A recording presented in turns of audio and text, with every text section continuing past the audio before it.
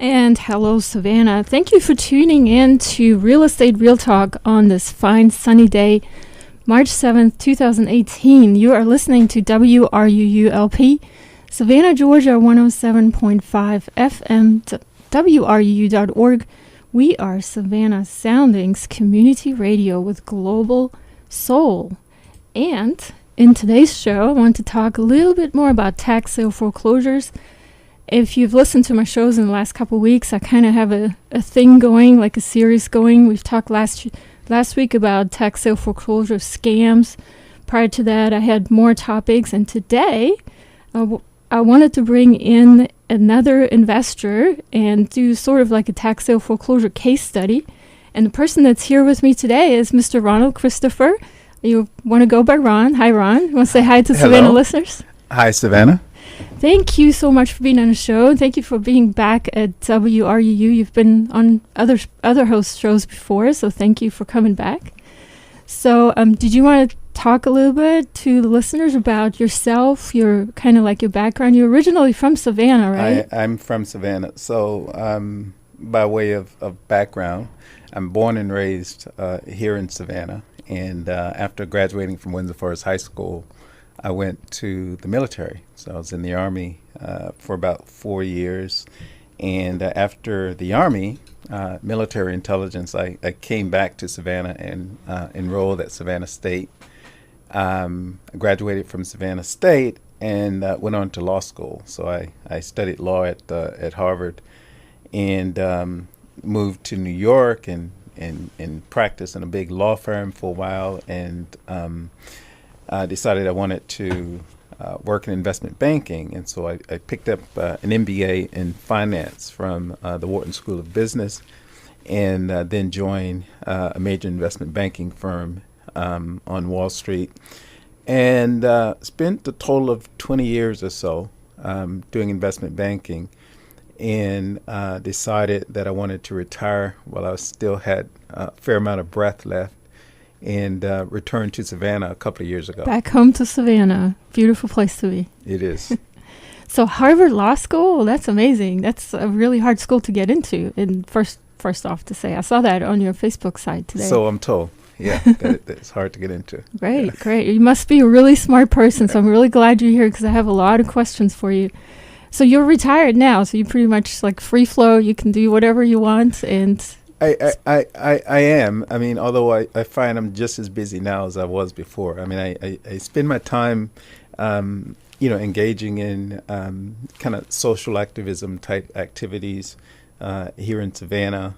I obviously do some real estate investing. We're going to talk about that. Yeah, and I have 4 kids that I raise. They keep me busy. I have a 19-year-old who's at Savannah State, and I have a 12-year-old and a 5-year-old and a 3-year-old. Wow. So a wide span of ages there that keep me on my toes. Oh, yeah. I can imagine. I don't know how people do it with more than 2. I think 2 is the maximum that people can handle. Recipes are made for 2, or usually, 3 or 4, but it's hard. You learn to juggle. Yeah, for sure. For sure, it's a full-time job.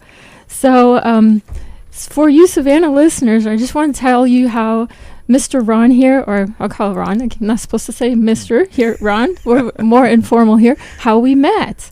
So, and you're going to laugh about this because this is what my impression was. You can tell me how, what your impression was of me.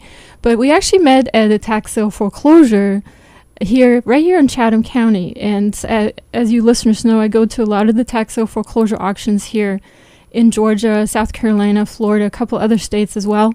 And I always survey my competition. And Mr. Ron here, or Ron, showed up maybe like a year ago or so. It was close to about a year ago, out of nowhere, and never seen him before. And he bought everything. And I'm like, oh my God, we have another big institutional investor here on our hands who's just got really deep pockets and can buy everything. And but it's not the case, actually. You are actually a local.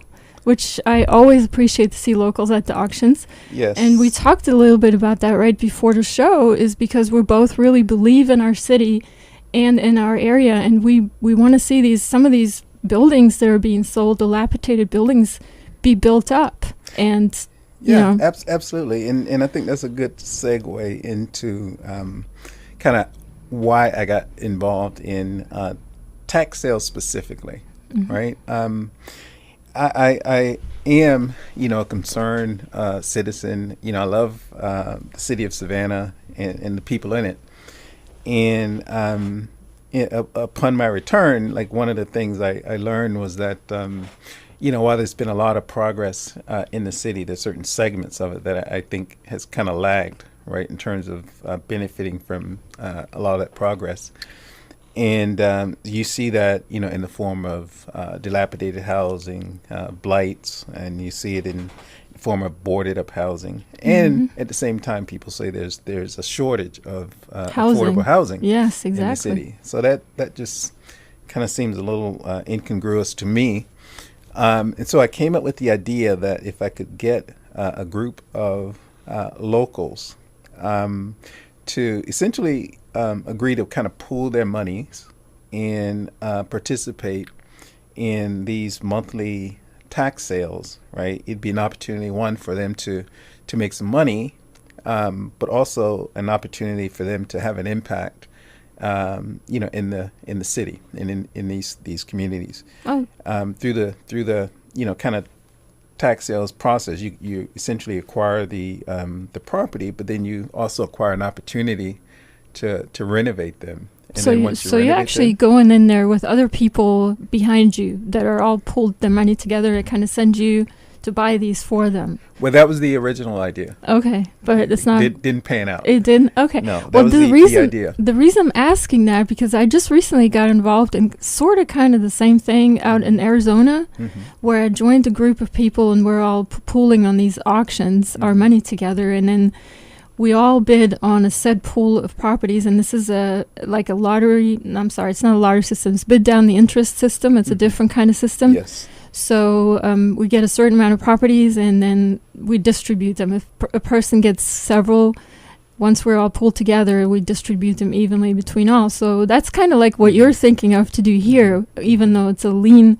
kind of state here. It's a little bit different I mean, law process. it's a different kind of legal, context or framework that you're dealing with.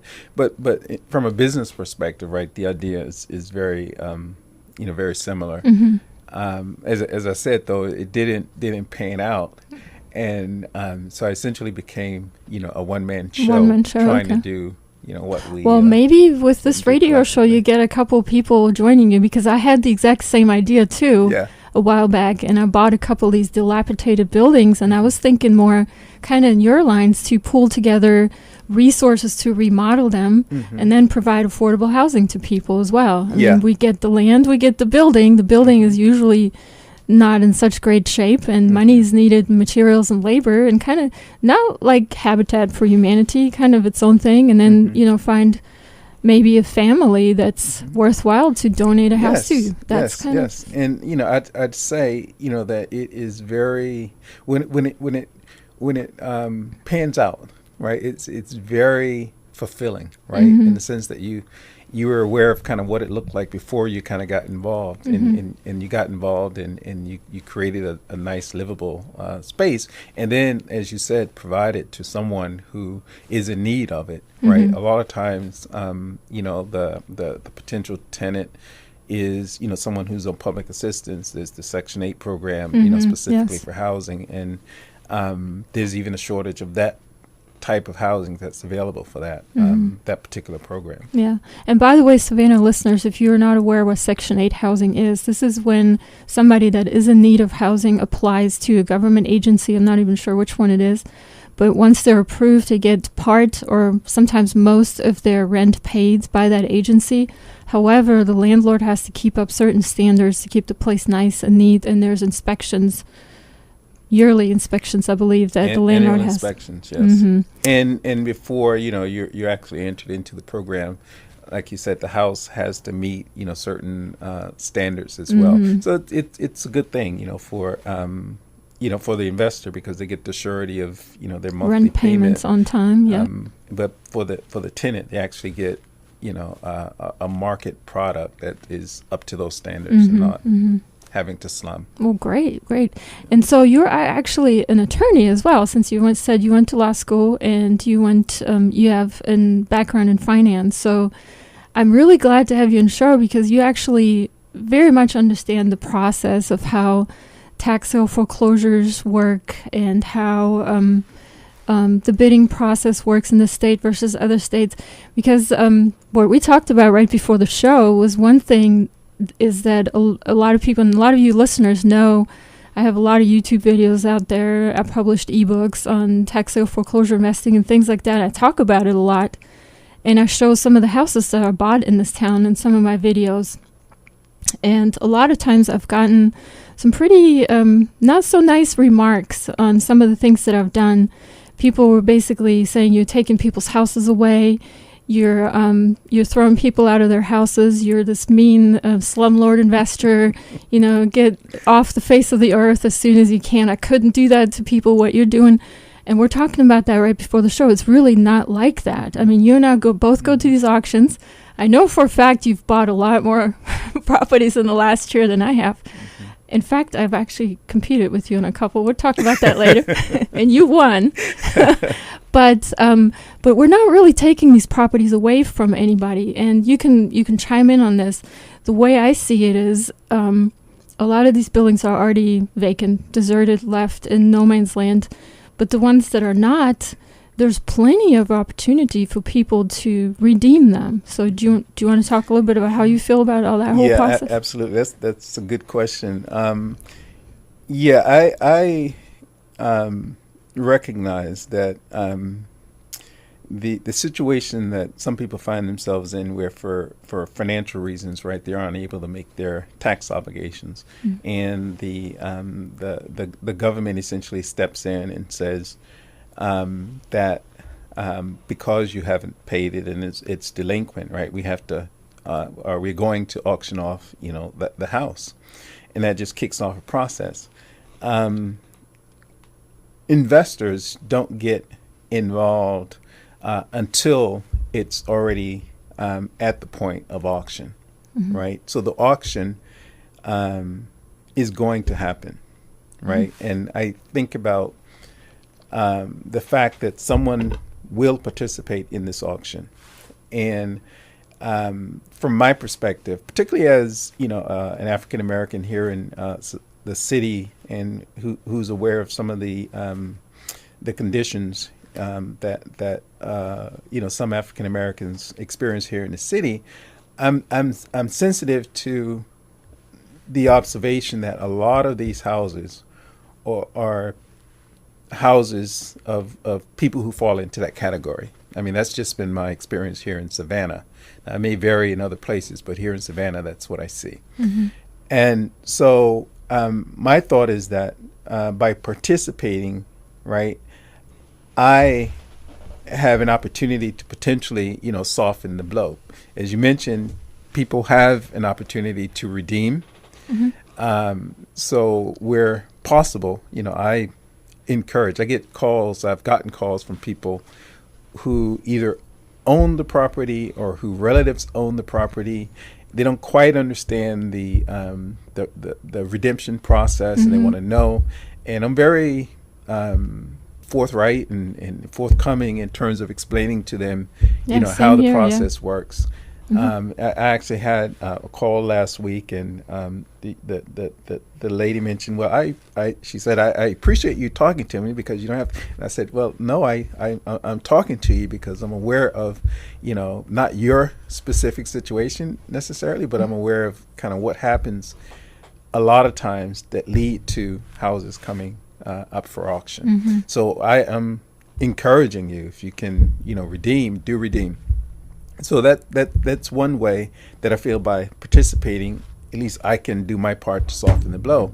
The other way is to take, houses, as you said, that are often dilapidated and, basically destined for destruction sometimes, and actually bring them back to life, right? And to bring them back to life with an appreciation for the character. Like I said, I grew up here in Savannah, and a lot of these houses are, like decades old, right? But they have a certain charm to them. And restored to their original state, then they look really, really nice, and people kind of want to stay in them. So I strive to kind of meet that standard, and then so that to me in and of itself is doing a service, right, for the community. The other thing is making it available for people who are not kind of in the higher income levels, right? And being open to public assistance and things of that nature. So I feel overall net investors kind of getting involved in the auctions and then kind of conducting themselves in a way that's not just focused on the profit, although profit is important. It's motive, and by the way, the operation. You couldn't continue it if you didn't make profit. So it's important, but it's also important to think about, okay, what impact am I having on the community here? That's such a good way to say it. I'm really glad that we're talking, because I get these questions a lot. So I'm going to use some of your words the next time I respond as well. So that's just really interesting. So my question to you next is, when you first appeared on the scene, I say you first appeared on the scene, you've been here much longer than I have. You're an original Savannah person here. How do you go about which ones you buy? I mean, do you have a process? I have a specific process that I follow. I don't know what your process is. I'm just kind of curious to hear if you drive around like I do, or if you, of course, probably look at the property cards, you establish a market value some way. But I just know these lists are very, very long sometimes, and it takes quite some time to research that. Yeah.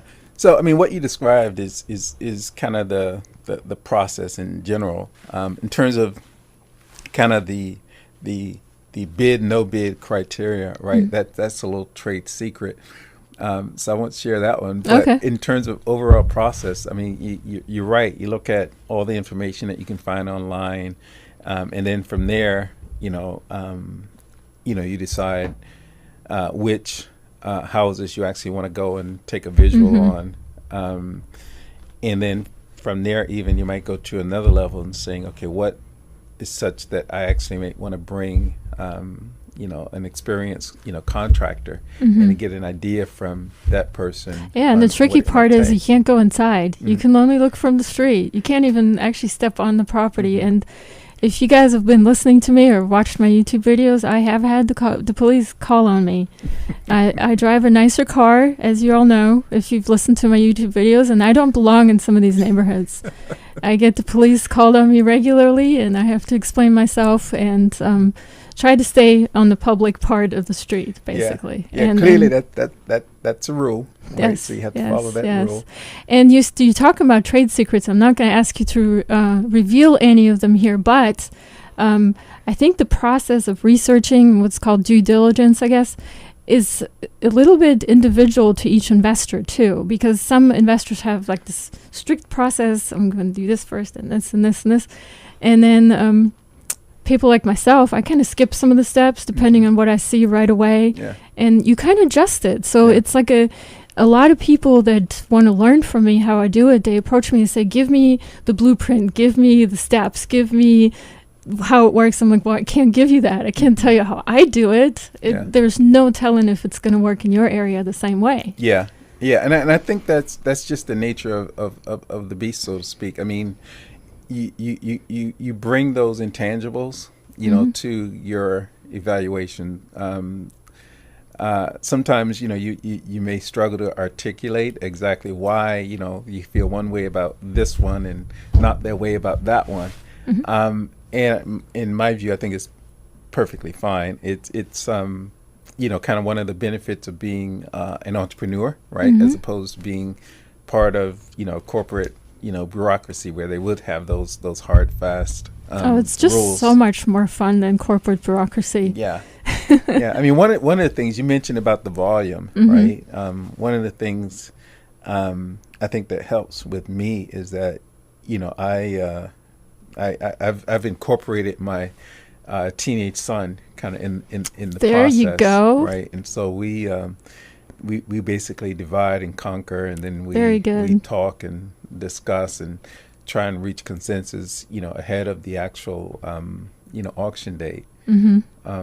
And you know, it like I said, it's, I guess I'm a person who likes to try and accomplish multiple objectives at the same time. So part of the objective, of course, in doing that is, you know, kind of getting him to be, you know, business minded, and having that interaction that, as parents know, as you know, your youngsters get older and older, sometimes it's harder to find that point of connection. I don't know, Savannah listeners, if you're paying attention, but I am making mental notes here. Having a teenager myself, is barely a teenager, 13 years old.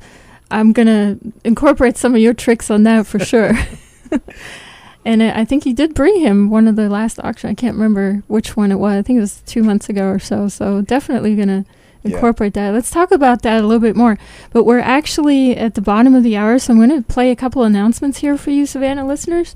And we'll take a little bit of a break, and we will be right back. Give me just a moment here to make sure that I play everything correctly.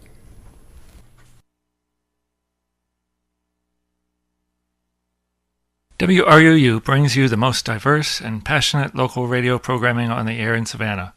This all-volunteer and nonprofit community radio station accepts no money from any form of government.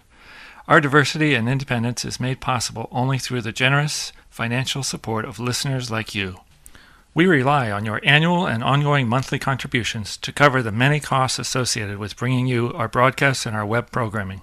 If you are a contributor, thank you. If you're not yet a contributor, please show your appreciation of the role WRUU plays in your life by becoming a contributor in any amount. You can donate quickly and easily by credit card or check. Just find the donate and subscribe links at WRUU.org. Thanks for listening to and supporting WRUU. Earth Day in Savannah will be celebrated on Saturday, April 21st from 11 a.m. to 4 p.m. in Forsyth Park. The free event will feature exhibits and workshops and live performances by the Indigos, Missionary Blues, Zulu Prophet, and Waits & Company. For more information, visit earthdaysavannah.org or call 912-662-5162. And thank you, Savannah listeners, again for tuning into Real Estate Real Talk with Julia M. Spencer. Here in the studio with me, Ron Christopher, another fellow tax sale foreclosure investor. And by the way, the song you just heard was by The Callers, Beyond the World of Man, one of the bands that are going to be playing here at our Stopover Music Festival here this weekend. And I will be there, just FYI. But thanks, Ron, again for coming in to the show. Happy to be here. We have had such great discussion here. I'm really pleased how our discussion is going, and I have so many more questions. But right before our break, we were talking about how to incorporate our children in our financial process, education, decisions, and maybe even in some investing endeavors. And I know for a fact that you brought your son, your oldest son, I believe, Yes. to an auction maybe like 2 months ago. Mm-hmm. And he was actively there participating with you, and you shared he actually does help you with the research. Mm-hmm. So do you have any parenting insights here from maybe some investors out there that might be parents to incorporate your kids more? Because I want to hear those tips as well. Yeah, I have some tricks. So I guess in approaching it, I incorporate, you know, a couple of things. Yes, I do, you know, kind of give the talk about how important it is to, you know, have an understanding and appreciation of finances. They don't and listen investing to and all that. Yeah, so that probably goes over the head. It right? goes like out the door. Yeah, and then I talk about I incorporate the profit motive. Right, Ah, there we go. I let him know that you know, he will share in any profits, you know, from the activity, Mm-hmm. right? And I think that probably doesn't go over the head. And then also, just the benefit of us, kind of working together, in just kind of engaging, interacting, in the overall process, whether it's from, researching and actual attendance at the auctions, getting his insights and that sort of thing. I think the combination of all that has kind of sparked his interest, to the point where, he is, it's not begrudging participation. It's kind of interested participation. So in that sense, this has worked for me. In fact, before once I finally kind of introduced him to it and kind of gave him the opportunity to participate, he said, well, why didn't you tell me about this earlier? So it's worked. He's engaged at this point.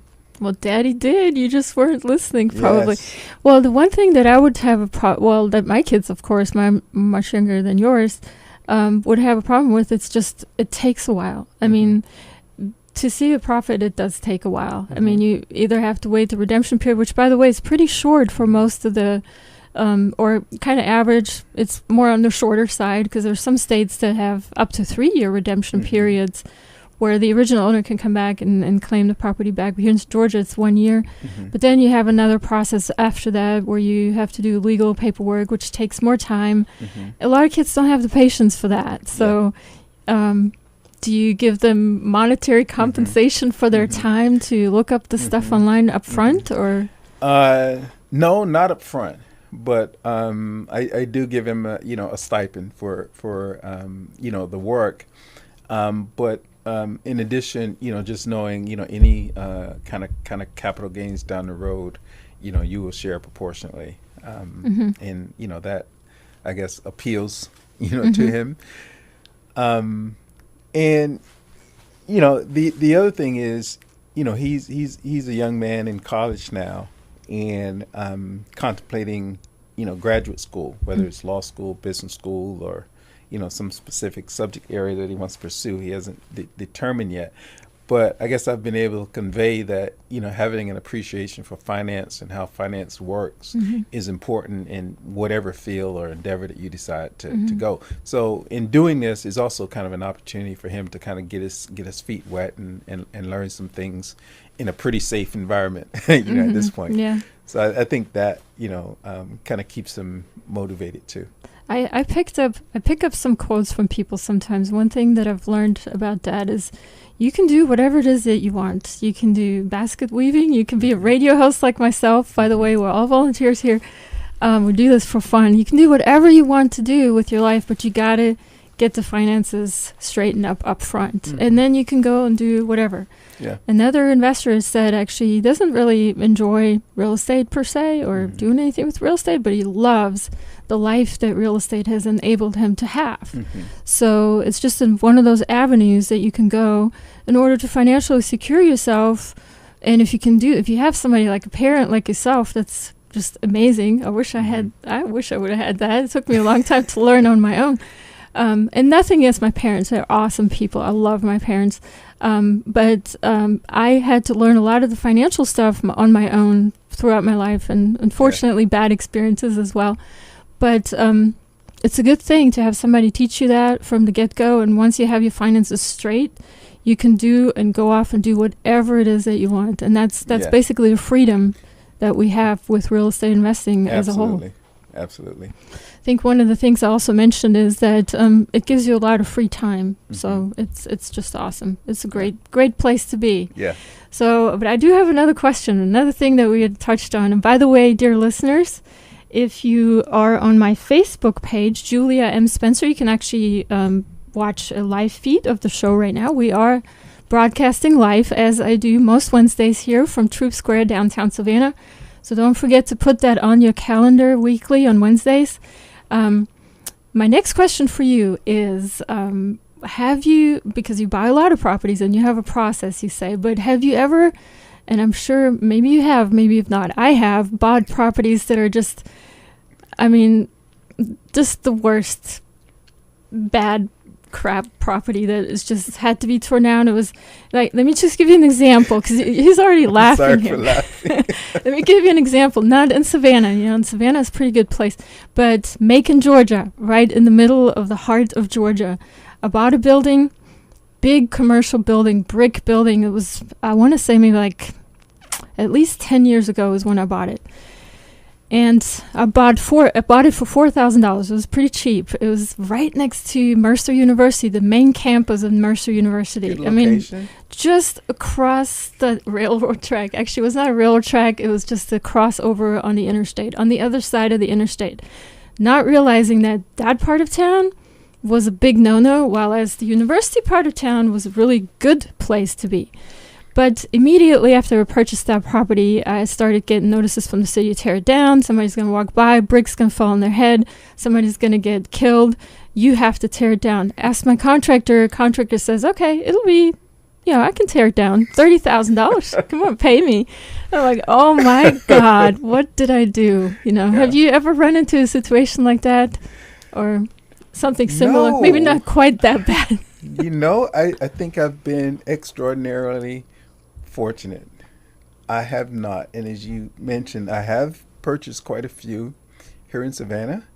I have not had a loss situation yet, and I attribute that to one, just luck, because when it was a learning curve, right? So I learned as I continued to involve. So how long have you been doing it anyway? I'm doing it for about 2 years now. Oh, okay. So, okay, good. Yeah, about 2 years. So I've been at it longer. Yeah. But, I think, and this is in retrospect, right, is in terms of like what I did that may have avoided those losses, right, is that, I always, tried to get a visual on the property, yes, and to get some idea in my head about what it would take to bring it, up to par. And then think about, okay, what types of finances do I, how much money do I want to kind of invest, in this situation, right? And, basically that kind of limited, in that instance. But so I tried to kind of keep my level of risk that I'm willing to take in line with whatever profit and funds that I had, right? So earlier on in the process, less risk, right? And then as I kind of progressed and saw, some profits and some success, my learning has increased, right, in terms of being able to evaluate the houses and whether or not my estimates were right about what it was going to cost and all that. You just get better with that over time, yes, right? And practice as makes it got perfect. up, right? So as we get, a little larger and have a larger base, right? I'm actually in a position where I can take on more risk, because if I got, I don't know, let's just make up a number. If I got, 10 successes, right, then if I take a higher risk on one and it doesn't pan out, it doesn't kind of explode the house. So it's kind of been like that. Earlier on, just kind of being extremely, extremely careful. There are probably things early on that I would bid on now that I didn't bid on then, right? Because of that kind of ramping up process that I just described. But you haven't really been at it very long. You said 2 years, so you've had some successes already from 2 years ago, or did you start here in Savannah or another place? No, I started here in Savannah, so I said 2 years. It's probably been about 2.5 years or so. Okay. And so yeah, you're right. So because like the first year, for the most part, you're waiting, yeah. And then by the second year, all those it either got redeemed or it didn't get redeemed, and then you can kind of commence that process. Yeah. By the way, Savannah listeners, just to give you an update on my bad horror story, what I ended up doing with the house is I just gave it back to the original owner. lost all my money, could claim deed it back to original owner. You can do that. You can also just donate it to, if you can find somebody to take it and take a tax write-off. So those are some of the things I have actually discussed in one of my radio shows in the past about tax savings and some of the things you can do to get yourself some tax benefits from this whole endeavor. Yeah. So my next question for you is, do you, and I haven't really tracked your bidding history or anything like that. I kind of like focused on my own thing when I'm at the auction. But do you buy mostly improved real estate or land or both? Mostly improved real estate. So real estate that has some kind of structure on it. I have bought a few lots, and it's in a different kind of risk category, right? But it kind of depends on what you're willing, to do. I've gotten large tracts. I mean, I'm talking multiple acres, right, for a relatively small amount of money, right? And the risk, because of the unknowns were kind of high. So you end up doing a lot of research, after the fact, and finding out, okay, well, what's the potential for this particular piece of property? Do I just try to flip it to maybe a developer, or do I, kind of hold on to it and maybe do something myself with it down the road? So it's kind of a different game. For the most part, I stick with the improved. Properties, yeah. Yeah, you actually bid on something on 37th Street. I have a house on 37th Street. Actually, I bought 3 years ago now, and I fixed it up, and it's a nice rental. And I was bought at an auction as well. So, yeah, we have some good deals here in Savannah. I mean, still yet to be had. Yeah. Not inviting you all to be our competition here, but come to an auction, just observe it, because sometimes it's actually quite entertaining even. It is, yeah. We have some people bidding against each other, and sometimes the sheriff sometimes gets almost called by the auctioneer. Yeah, I mean, that being said, I would say in my experience, right, that the group in Savannah that show up, regularly, like they're a good, kind of congenial bunch of folk. There's moments of humor, that I've seen.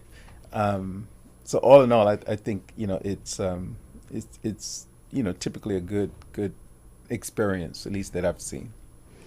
So let me ask you a question about the whole redemption process, or barring of redemption rights is actually what it's called here in Savannah. When the redemption period is up and the original owner didn't come and redeem the property, and at this point you're now past that 1 year, the interest rate goes up, of course, from, I believe it's 20 to 30% or something like that. Yeah. And then you hire an attorney. In my case, I hire an attorney to do the barring of redemption rights, which is not very expensive.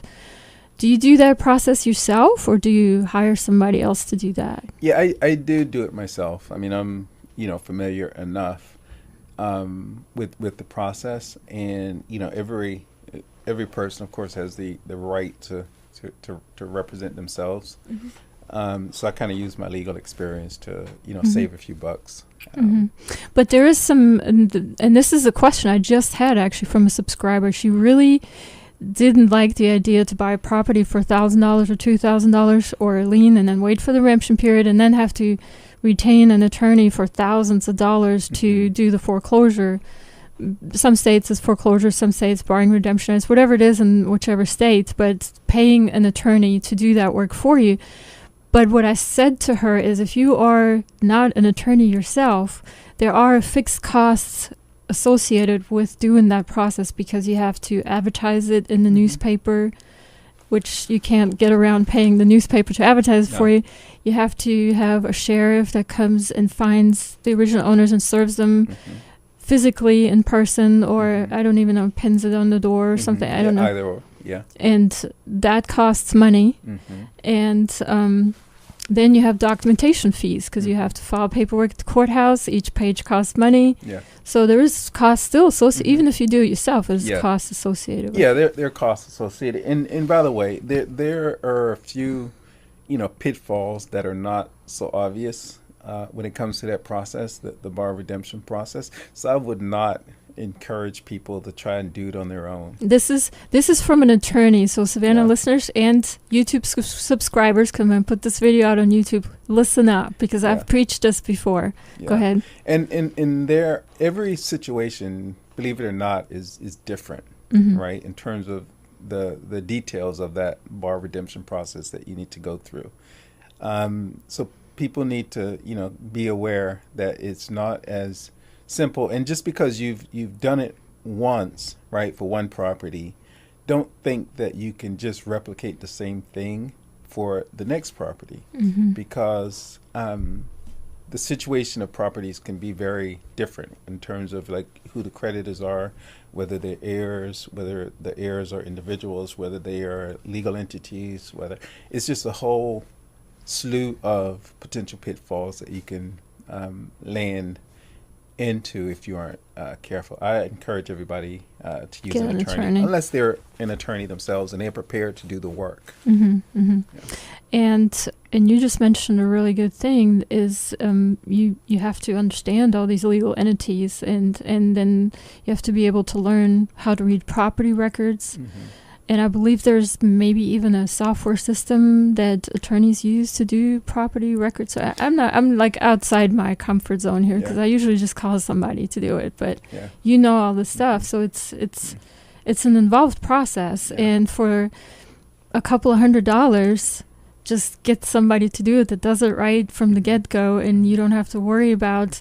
Because the result of you doing it wrong could be that you could be sued later. Like, say you bought a property and you thought you did everything right, then you invested all that money to fix it up. You have a tenant in there, and then of course an owner comes and discovers a flaw in the process, and you can lose your big investment.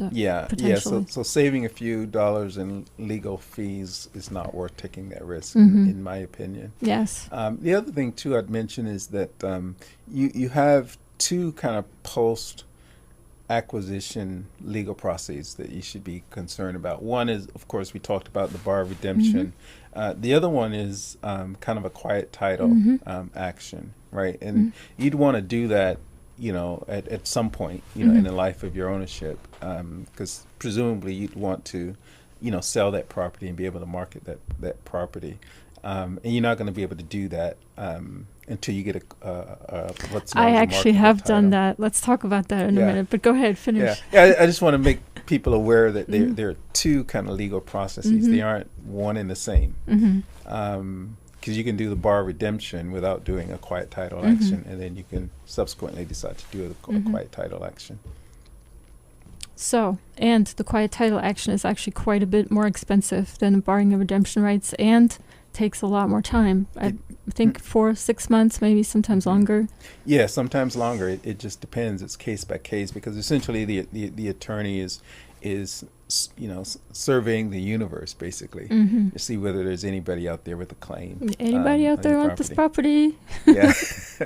So just to, we're almost out of time. You're gonna have to come back, because I have like so many questions I didn't even get to. If you can, of course, we'd love to have you here on WRUU. But I actually did sell a property one time to another investor couple without doing the quiet title.